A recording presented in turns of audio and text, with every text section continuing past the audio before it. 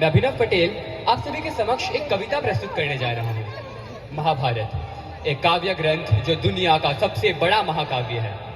इसकी रचना महर्षि वेदव्यास जी ने की थी। यह महाकाव्य हमें सिखाता है कि अधर्म पर सदा धर्म की ही विजय होती है। यही कारण है कि महाभारत आज भी हमारे अमूल्य साहित्यिक धरोहर है और पीढ़ी दर पीढ़ी हमारा मार्गदर्शन करता रहा है। महाभारत एक महान युद्ध का वर्णन करता है जो कुरुक्षेत्र की धरती में पांडवों व कौरवों के बीच लड़ी गई थी। यह 18 दिनों तक चला वह इसका हर एक दिन एक नया मोड़ और एक नई शिक्षा लेकर आता है। महाभारत युद्ध में 13वां दिवस सबसे त्रासद दिवस था पांडवों और कौरवों के लिए। इस दिन अनीति अपने चरम पर थी। आज मैं आप सभी को इसी 13वें दिवस की घटनाक्रम को कविता के माध्यम से सुनाने जा रहा हूँ। यह कविता प्रख्यात कवि सुशील पांडे जी द्वारा लिखी गई है।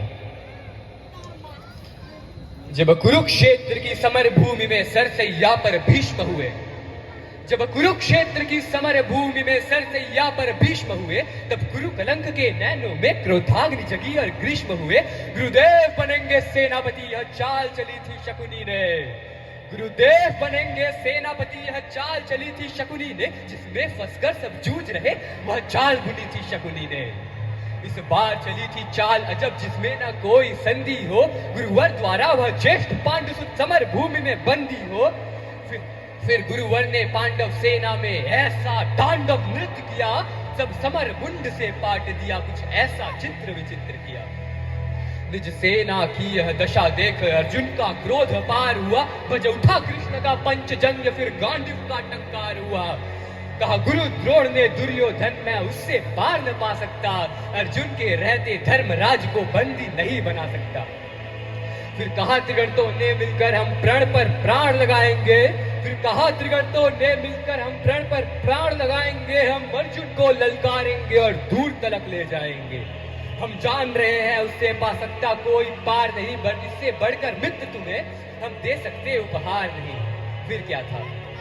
फिर क्या था? ऐसी नीति बनी जिसको सबने मंजूर किया। ऐसी नीति बनी जिसको सबने मंजूर किया। उसने अर्जुन को ललकारा और समर भूमि से दूर किया। अर्जुन के जाते गुरुवर ने कुछ ऐसी नवीन संरचना की। अर्जुन के जाते गुरुवर ने कुछ ऐसी नवीन संरचना की जिसका भेदन न हो सके, उसे चक्रव्यूह की रचना की। कौरव सेना पांडव सेना भयभीत हुई, यह देख शत्रुदल सुखी हुए। पांडव सेना भयभीत हुई, यह देख शत्रुदल सुखी हुए। जो सदा शांतचित रहते थे वह धर्मराज भी दुखी हुए। जो सदा शांतचित रहते थे वह धर्मराज भी दुखी हुए। जो धनी धनुष से बनते हैं उनको भी नाक रगड़ना था। जो धनी धनुष से बनते हैं उनको भी नाक रगड़ना था। है उम्र 18 बरस मगर ये बड़ा धनुष का धन्नु है उम्र 18 बरस मगर ये बड़ा धनुष का धन्नु है। सबने देखा कोई और नहीं है, अर्जुन सुत अभिमन्यु है। मैं इसका भेदन कर दूंगा, यह भेद गर्भ से सुना हुआ। दादाजी चिंता न करो, यह सुन साहस 100 गुना हुआ। फिर अभिमन्यु के पीछे ही कुछ तेज चले, कुछ धीम चले, कुछ पैदल घोड़े रथ सवार ले, गदा गदाधर भीम चले। जो अभिमन्यु को ना रोक सके वे द्वार तीसरे पार हुए। पर जयद्रथ थे द्वार पे, चारों भाई लाचार हुए। पर जयद्रथ थे द्वार पे, चारों भाई लाचार हुए। अभिमन्यु ने मुड़कर देखा, पीछे कोई न अपना था। अभिमन्यु ने मुड़कर देखा, पीछे कोई न अपना था। पर विचलित तनिक न वीर हुआ, ऐसा ही उसका सपना था। कोई एक भिड़ा, कोई दो सब, कोई ले झुंडों का झुंड गिरा। लाशों से पटनी लगी धरा, जब मुंड मुंड पे मुंड गिरा। दुर्योधन दुशासन विकर्ण कृतवर्मा अश्वत्थामा को, गुरु द्रोण कर्ण को हरा दिया। फिर मारा शकुनी मामा को। वह कर्ण बिड़ा जो दुर्योधन के विजय की लक्ष्य की आशा था। वह कर्ण बिड़ा जो दुर्योधन के अंतर मन की भाषा था। वह कर्ण बिड़ा जो एक साथ 100 बाढ़ चलाने वाला था। वह कर्ण बिड़ा जो दुर्योधन को विजय दिलाने वाला था। सबने देखा वह अंग राज रथ सहित धरा पर पड़ा मिला। कुछ चेत हुआ तो भाग गया, वह दूर सभी को खड़ा मिला। यह देख हो गया कुपित दुर्योधन, ले सबका नाम पुकारा है।